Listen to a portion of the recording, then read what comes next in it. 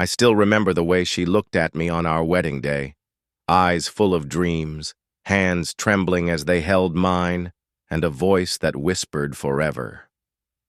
I believed her. With all my heart, I believed her. My name is Aaron. I wasn't rich.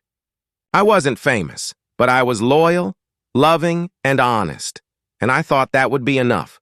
Emma was everything I ever wanted. She was smart, beautiful, and had this way of smiling that made the whole world fade. We met in college. She was one of those girls everyone noticed, but she noticed me. The quiet guy with a sketchbook and a dream. Maybe that's why I fell so hard. We dated for 4 years. We fought, laughed, cried, and healed together. We built something I thought was strong, something that could survive anything. When I proposed, she cried. When she said yes, I felt like the luckiest man alive. But nothing prepares you for the day you realize love alone isn't enough. After our wedding, everything started to change. Slowly, like the sunset before a storm. She was still kind, still gentle, but she was distant. Her phone was always face down. She laughed at texts she wouldn't show me. I told myself it was work stress. I convinced myself she loved me just like she used to. One night, I made her dinner. Lit candles, played her favorite music. She smiled, but it didn't reach her eyes. She barely touched the food, said she had a headache and went to bed early. I sat alone at the table that night, staring at the flickering candle, and for the first time, I felt cold. I tried harder after that. Surprise lunches at her office, weekend trips. I even learned how to cook her mom's favorite recipes. She appreciated it, but not deeply. Her smile became polite. Her kisses became short. Her eyes always seemed to be somewhere else. Then came the lie that broke everything. She said she was going on a weekend retreat with her friends, all girls. "We just need a break from everything," she said. "Just us. Wine, movies, no boys allowed." I believed her. Of course I did. The next morning, I dropped her off at her friend's house, watched her walk in, laughing. I waved, and she waved back without looking me in the eyes. That evening, I called her. No answer. Then I checked her location. She wasn't at the cabin. She was in the city, in a hotel. My chest tightened. I drove 2 hours in silence, praying I was wrong. When I got to the hotel, I waited in the car, just watching. And then I saw her. She came out, dressed in a red dress I had never seen before. She looked beautiful, too beautiful. She was holding hands with someone, not a woman, a man. He leaned in, kissed her. She smiled in a way she hadn't, smiled at me in months, and just like that I broke. I didn't confront her, I didn't shout or scream. I just drove away. That night I slept in my car, hands shaking, heart hollow. The woman I loved, my wife, had cheated on me. And I had no idea who I was anymore. The next morning, I sat alone on a park bench as the city woke up around me. People were laughing, jogging, sipping coffee, but my world was silent, numb, empty. I didn't call her. I didn't text her. I didn't even go home. I just needed to breathe. By noon, I checked my phone. 10 missed calls, 16 texts, all from Emma. "Hey, babe, just checking in. Are you okay? You're not answering? Aaron, I'm worried. Please call me back." I stared at those words. Lying came so easy to her. She didn't know. I had seen everything. That I had watched her walk out of that hotel, fingers locked with another man. I went back home that night. Quietly. I unlocked the door, stepped into our apartment, and sat down on the couch. She wasn't back yet. But her presence was everywhere. The scent of her perfume, the framed photos of our wedding on the wall, the throw blanket she always curled up in, It all hurt like hell. When she finally walked in, her eyes lit up like nothing had happened. "There you are," she said, rushing over to hug me. I didn't move. She froze. "What's wrong?" I looked her dead in the eyes. "How was the hotel?" She blinked. "What?" "The hotel, in the city. Room 415, red dress. That guy with the leather jacket. How was it?" Her face drained of color. I had never seen someone go from cheerful to terrified so fast. I can explain."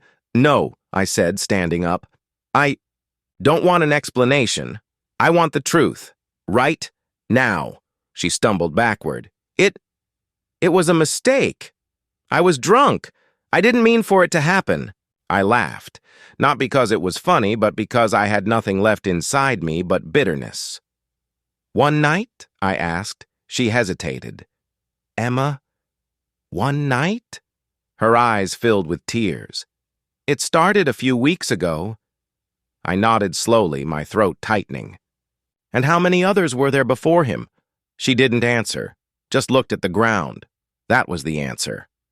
I walked into our bedroom, pulled out a suitcase, and began packing. She followed me, sobbing. "Please, Aaron, don't do this." "We can fix it. We can go to therapy. I made a horrible mistake." "No," I said calmly. "You made a choice, and now I'm making mine." She begged. She screamed. She fell to her knees. But I couldn't stay, because every second near her made me hate myself more for loving her. I moved into a small apartment across town that night. I didn't tell anyone what happened. I didn't go online and trash her. I didn't post on Facebook or tell her parents. I just disappeared from her life. She called every day for 2 weeks. Then it stopped. The silence was worse. Some nights, I sat on the floor of my empty living room, holding our wedding photo, wondering what I had done wrong, what I could have done differently. But deep down, I knew the truth. I wasn't the problem. She was. The betrayal changed me. Not just emotionally. Physically, I stopped eating, I lost weight, I grew cold toward people. I didn't trust anyone. And worst of all, I still missed her. Even after all the lies, part of me still loved her, and that made me hate myself even more. But life doesn't stop for broken hearts. Months passed. I focused on work, on healing, on trying to be okay. Then one day I got a message from someone unexpected. Her ex-best friend. What she told me would change everything I thought I knew about my marriage. I didn't expect her ex-best friend to reach out. After everything that had happened, I assumed that I'd never hear from anyone in Emma's life again. But when the message popped up on my phone one chilly evening, it was like an electric shock. "Hey, Aaron," it read. "It's Sarah. I know this might be the last thing you want, but I have to tell you something. Please call me when you get the chance. It's important." I stared at the message for a long time, unsure of what to do. It had been months since I'd spoken to anyone from Emma's world. Sarah was always a little too close to her. Always. Defending her in ways that made me uncomfortable, but after everything, I never expected her to contact me, especially now. I had no desire to reopen old wounds, but the curiosity gnawed at me, an unsettling feeling that something else might have been going on that I didn't know. So, against my better judgment, I dialed her number. "Hello?" Sarah's voice was soft, almost hesitant. "Aaron?" "Yeah," I replied, my voice strained, unsure of what to say. "You said you had something important to tell me." There was a long pause on the other end. I could practically hear her taking a deep breath before speaking again. "I know you don't want to hear this," Sarah said, her voice shaking with emotion. "But I think you deserve to know the truth about what's been going on." The words hit me like a punch to the gut. The truth. I wasn't sure how much more truth I could handle, but I stayed quiet, urging her to continue. "It wasn't just the guy at the hotel," Sarah began. "There's more. There's a lot more. I don't know if Emma ever told you about it, but she's been seeing someone else for a long time, and it wasn't just one affair." I felt my heart stop in my chest. Long time? Multiple affairs? It was like the ground beneath me was crumbling. The foundation of everything I thought I knew about my marriage was cracking wide open. "Sarah, what are you talking about?" I said, my voice trembling with disbelief. "What do you mean, long time? How long?" Another pause, and I could hear the pain in Sarah's voice. "I didn't know at first. I was just as shocked when I found out. But when Emma started distancing herself from me and started making excuses, I started putting the pieces together. It's been happening for months. There's at least 3 other guys." The weight of her words hit me harder than anything I'd heard before. My mind raced, trying to process the sheer scale of the betrayal. 3 other men? How had I not known? How had I not seen it? "Why didn't you tell me?" I asked, my voice low and raw with emotion. "Why didn't you warn me?" "I tried, Aaron," Sarah replied. "I did. But Emma was always so convincing, so good at making excuses. I didn't want to believe it either, but the signs were there. And the worst part is, she was so cold about it, so casual. It was like it didn't even matter to her. The image of Emma, once someone I had loved deeply, now felt foreign to me, cold, detached, a stranger. "Why now?" I asked. "Why are you telling me all of this now?" I couldn't keep quiet anymore, Sarah confessed. "It's been eating away at me. I know I wasn't a perfect friend, but what she did to you, it's wrong, Aaron. You deserve to know everything." I sat there in silence, trying to make sense of it all. The betrayal kept unfolding, layer after layer, and each new piece felt like a deeper cut. I couldn't understand how Emma could do this, how she could look me in the eyes and pretend everything was fine when she was living a completely different life behind my back. "I appreciate you telling me this," I said, my voice hoarse. "But I don't know what to do with it. What am I supposed to do now?" Sarah didn't have an answer for me. She was silent for a moment, and when she spoke again, her voice was barely above a whisper. "I don't know," she admitted. "I just thought you needed to know the truth. I'm sorry." I hung up the phone, feeling the weight of the conversation settle over me like a dark cloud. My mind was spinning with the new information. It wasn't just the one time at the hotel. It wasn't just a momentary lapse in judgment. This had been going on for months, maybe longer. The trust I had built with Emma, the life we had created, it all felt like a lie now. I sat there in my apartment, trying to breathe through the pain. Every time I closed my eyes, I saw Emma with another man. The red dress, the smile, the laughter. That didn't belong to me. The truth was worse than I could have imagined. And yet, I still couldn't bring myself to completely hate her.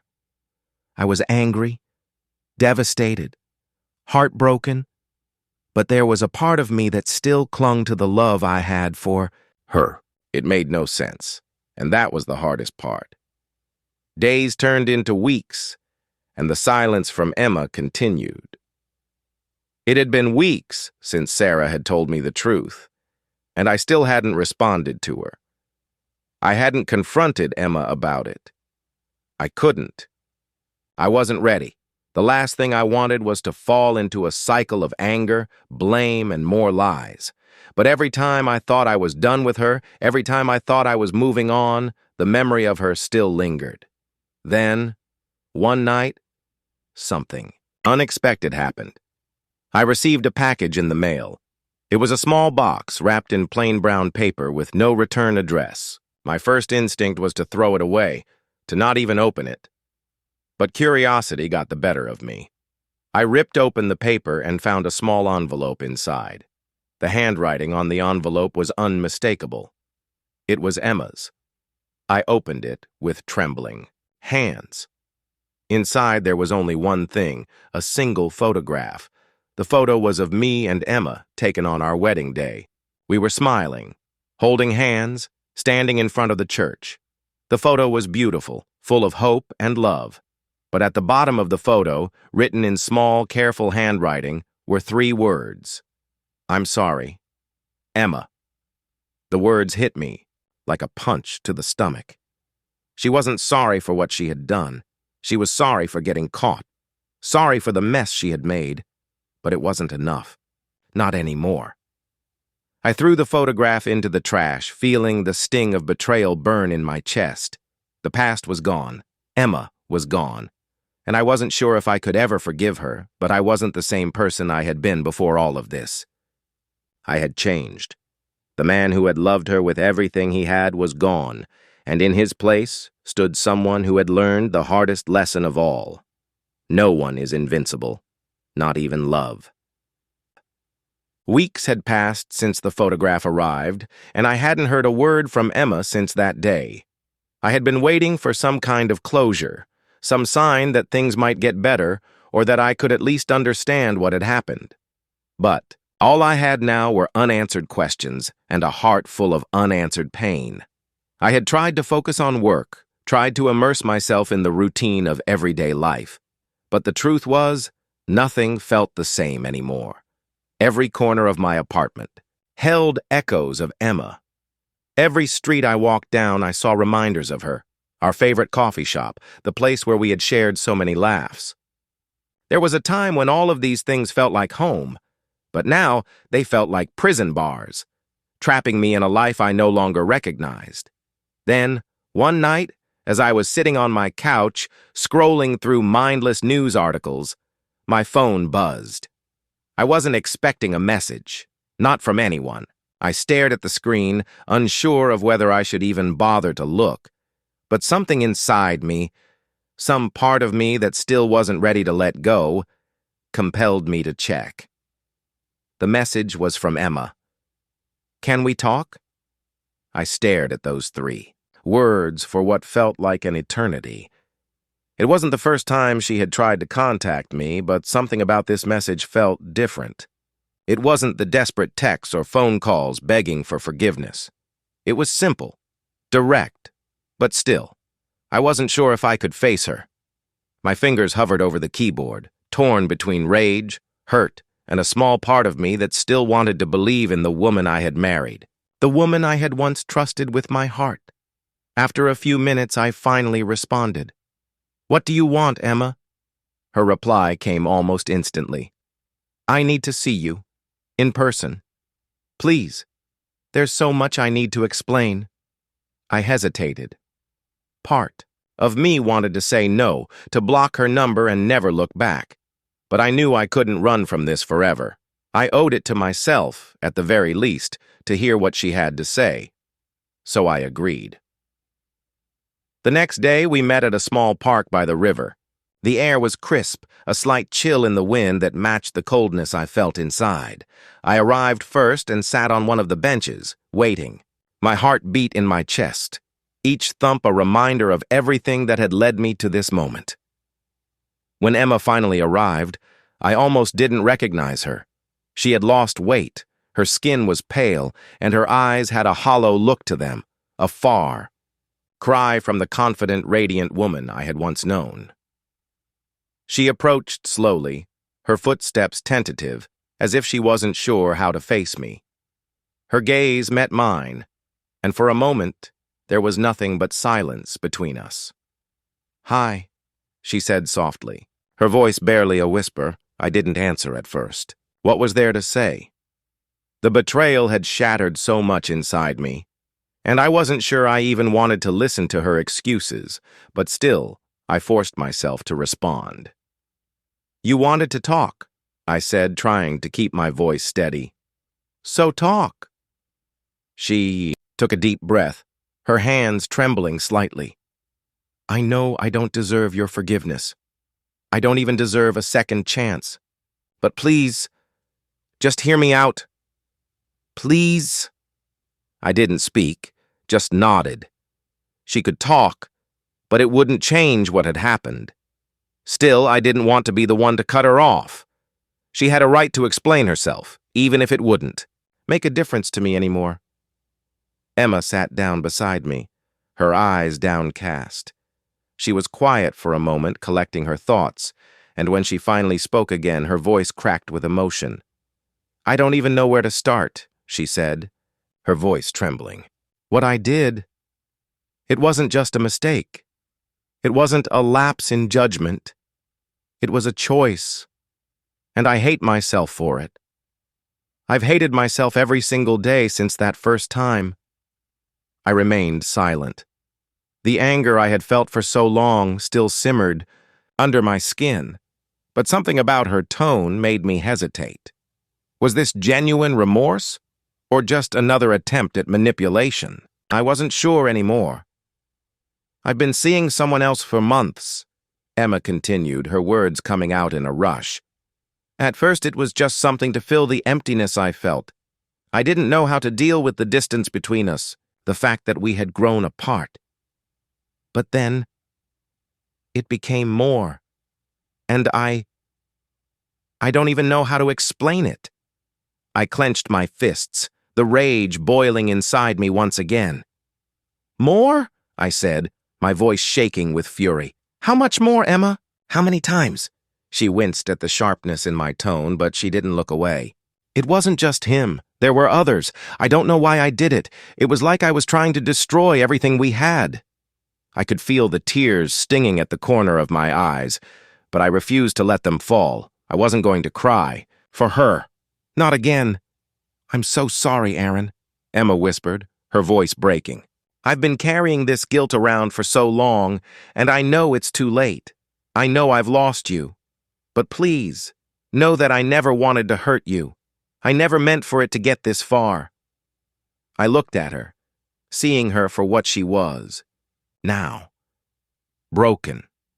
Lost. And completely unfamiliar.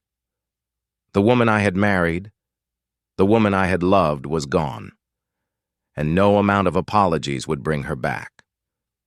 "You're right," I said quietly, my voice steady but filled with the weight of everything I had been through. "You've lost me, but you've also lost yourself." She stared at me, her eyes wide with disbelief. "What do you mean?" "I mean," I said, standing up and turning away from her, "that the woman I knew would never have done this. She would never have betrayed me like this. You've changed, Emma, and I don't even know who you are anymore." I took a step back, feeling the distance between us grow with each word. "I'm done. I'm done with the lies, the games, the pretending. I'm done with you." I didn't look back as I walked away. I didn't need to. Because for the first time in months, I felt free. It took time to heal, of course. There were days when I thought about her. The good moments, the love we had, shared. But those thoughts became less frequent as the days passed, replaced by something more empowering. Strength. Independence. I didn't need her to feel whole anymore. I had learned the hardest lesson of all. I could survive on my own. And even though I would carry the scars of the past with me forever, they no longer defined me. In time, I moved forward. It wasn't easy, and there were days when I doubted myself. But I kept going day by day, step by step, because the truth was, I had learned to love myself again. And that was enough. Emma's apology came months later, but by then it didn't matter. The door had closed. The chapter was over, and I had finally let go.